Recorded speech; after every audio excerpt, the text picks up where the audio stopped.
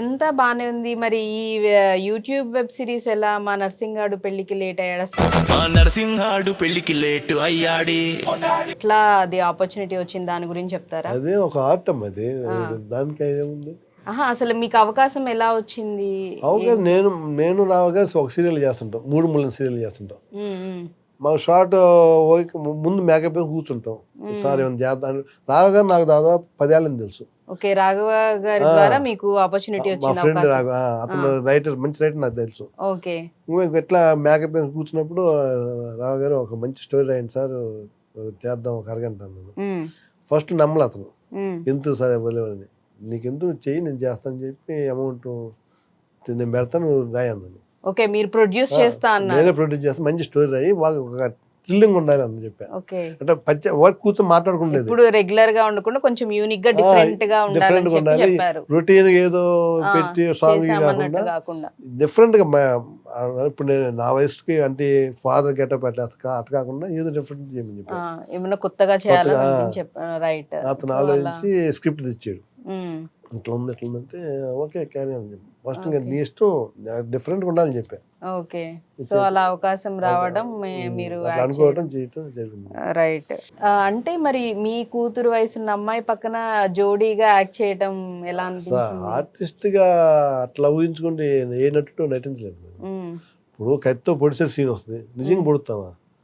కళే కదా, కళ్ళను బయట తెస్తాం. కరెక్ట్. కెమెరా ముందు యాక్ట్ చేస్తాం, బయటకు వెళ్ళాక మా బేబీ బాగుండాలని మాట ఉంటుంది. అంతేగాని లైఫ్ లాంగ్ అట్లే ఉంటుంది అనుకో. కెమెరా ముందు వేరు, కెమెరా బ్యాక్ వేరు. తెర ముందు తెర వెనక 2 పాటలు ఉండేవి ప్రతి ఆర్టిస్ట్కి. తెర ముందు రకరకాలు చేసి వెళ్తాం, అయాంత కంటిన్యూ చేస్తే ఎట్లా? ఎంత ముందే చేయాలి అది చేయాలి, వెనకేం చేయాలి చేసుకోవాలి. అంటే ప్రొఫెషనల్ గా చేసినా కూడా ఆమె వచ్చి అంకుల్ ఉండదు బాగానే హ్యాపీగా తిన్నామమ్మా అదమ్మ ఇదమ్మా అమ్మ అంట హీరోయిన్.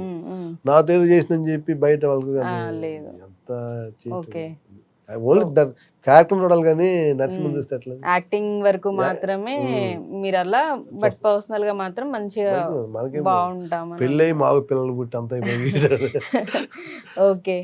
అండ్ అలాగే అది రొమాంటిక్ సాంగ్ కదా, మరి ఆ సీన్స్ అవన్నీ ఇంట్లో వాళ్ళు చూసినప్పుడు ఫ్యామిలీ రియాక్షన్ ఏంటి?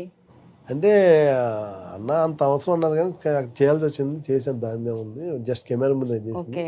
అట్లా చేస్తే కొంత డిస్కషన్ వస్తుంది, లేకపోతే వరకు ఏదో చేసుకుని పోతే మనం పెట్టిన డబ్బుకి వర్తే ఉండదు. ఏదో పూర్తి అట్లా చేసాం కాబట్టి 10 మంది అనుకుంటున్నారు, ఏం చేయకుండా మాలిపోతే బాగానే ఉంది మామూలుగా ఉంది అనుకుంటున్నారు. సీన్ డిమాండ్ చేస్తుంది కాబట్టి డైరెక్ట్ చేయమన్నారు కాబట్టి చేసాము, అంతేగాని. అంటే మీరు ఇంత బాగానే చెప్తున్నారు అమ్మాయితో ఉండే విధానం కానీ బాండింగ్ అండ్ సీన్ డిమాండ్ చేసింది కాబట్టి అని, బట్ ఆడియన్స్ చూసే విధానం లేకపోతే ఆడియన్స్ ఏమనుకుంటారు? ఎందుకంటే ఇప్పుడు ప్రతి చిన్నదానికి కూడా కామెంట్ చేయడము, ఫుల్ ట్రోల్ చేయడం లాంటివి చేస్తూ ఉన్నారు. మరి అసలు అలా ఆలోచించలేదా మీరు? ఆడియన్స్ చూస్తే ఏమనుకుంటారు? ప్రెజెంట్ ఎంత ట్రోల్ అయితే డెవలప్ అవుతాను మేడం. అంతేనా? ట్రోల్ అవ్వాలి ఫస్ట్ బేసిక్. నేను ట్రోల్ అయితేనే తర్వాత మంచి తర్వాత మాట్లాడేది, ఎందుకంటే ట్రోల్ అవ్వకుండా ఇంట్లో కూర్చుండిపోయాను. ట్రోల్ అవ్వాలి. ఓకే. అండ్ మరి ఇంత సెన్సేషన్ అయిన సాంగ్ ఒక 2 లైన్స్ మా ఆడియన్స్ కోసం పాడతారా? పాడటం అంటే కొంచెం ట్రై చేయండి సార్, ఒక 2 లైన్లు. 5 పదుల అందగాడ 2 పదుల చిన్నదాన్ని నీ కోసం వచ్చానురా, నిన్ను కోరి వచ్చానురా. 5 పదుల అందగాడ నన్ను మెచ్చి వచ్చినోడ. అలా సాంగ్ ఉంటుందన్నమాట. బట్ పర్వాలేదు, బాగానే ట్రై చేశారు నరసింహన్ గారు. ఓకే. రాజీవ్ కనకాల గారి వాళ్ళ ఇంట్లో మీరు ఉన్నానని చెప్పారు. మరి రాజీవ్ గారితో మీ బాండింగ్ ఎలా ఉండేది?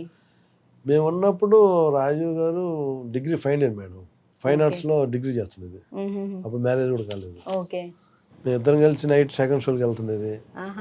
నైట్ అతను బోర్ కొట్టాను కదా దర్శనం బయటకు వెళ్తుండేది, స్కూటీ మీద తీసుకెళ్ళేది. కొంచెం ఆయన బాగా స్పీడ్ తోలుతుంటాడు, నాకు భయం వేసేది. చిన్న పోసాం అంటుండేది, తిప్పి వెళ్ళేది. నైట్ అని తిరిగి వస్తే వాళ్ళ నాన్నగారు రాత్రి ఆడపోయారు చెప్తాడు. అతను అడగడు, ఆయన లేసేది 9-10 అయ్యింది. మేము క్లాస్ రెడీ అవ్వడానికి 6-7 లేస్తాం. రాత్రి ఆడపోయారు అంటాడు. ఏదో చెప్పుకున్నట్ట అలా మీరు Friendly చక్కగా గా. కవర్ చేసేవాళ్ళు అనమాట రాజీవ్ గారితో అంటే బయటకు అంత వెళ్ళిన ఎక్కడికి వెళ్ళినా కానీ. నేను పోయినప్పుడు అడిగేది ఎక్కడ దాకా పోయారు ఏంటండి, ఆ, సినిమా పోయొచ్చు అసలు అన్నింటికి వచ్చి అడిగేది, ఓకే. 1 గంట అయింది అది ఏదో చెబుతా ఉండేది అనమాట. సో మరి ఆ టైంలో మరి సుమా గారికి రాజీవ్ గారికి మధ్య లవ్ స్టోరీ అవన్నీ మీకు తెలుసా? మీరు కూడా బాగా హెల్ప్ చేశారా ఆ టైంలో? అప్పుడు అనుకుంటున్నది ఇట్లా సుమ గారు ఇది, అప్పుడు ఏదో కొత్త సీరియల్ ఒకటి చేశారమ్మా, దాంట్లో హీరోయిన్ యాక్ట్ చేసి సుమ గారు, అది ఏదో గుర్తురాలేదు. అదే హెల్ప్ అండి, వాళ్ళు ప్రేమించుకుంటుండేది మనం. మీరు సపోర్ట్ చేస్తూ ఎవరికి దొరకకుండా ఎవరికి డౌట్ రాకుండా. ఆయన వెళ్తుండేది వస్తుండేది అనుకునేది ఊరికే. ఓకే. అలా అంటే మీరు ఉండంగానే యాక్చువల్లీ వాళ్ళ లవ్ స్టోరీ అది కూడా మీకు ఐడియా ఉందా?